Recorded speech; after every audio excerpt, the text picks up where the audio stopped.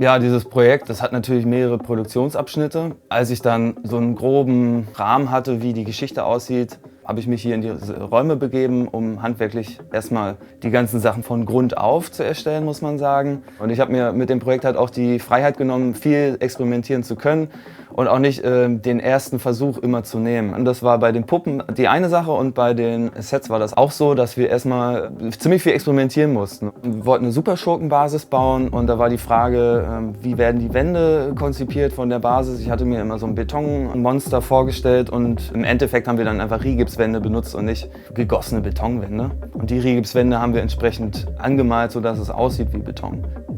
Als wir gebaut haben, stand ich vor der Frage, woher kriege ich einen Säurekessel, woher kriege ich die entsprechenden Requisiten.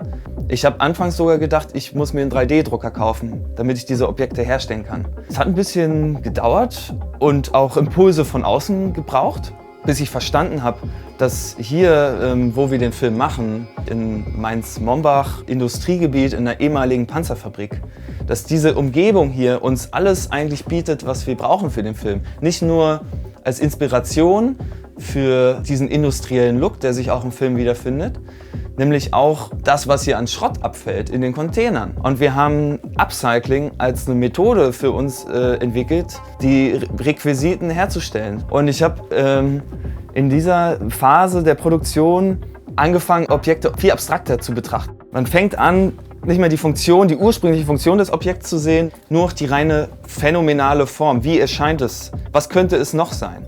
Mit welchem Objekt könnte ich das kombinieren und was könnte daraus erwachsen? Das hat auch mein Denken extrem verändert, weil ich die Stadt und meine Umgebung ganz anders wahrgenommen habe in dieser Zeit.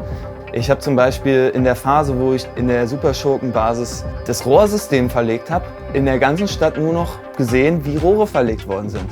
Ich habe nur noch die Rostflecken gesehen und was die Witterung mit bestimmten Materialien macht. Und ich fand diesen Prozess extrem spannend. Und nach dieser Phase des Bauens, die ja, doch auch ein gutes Jahr gedauert hat, habe ich mich in die Drehphase begeben. Und da habe ich mich auch in was reingestürzt, wo ich am Anfang gar nicht genau wusste, wie lang dauert das überhaupt.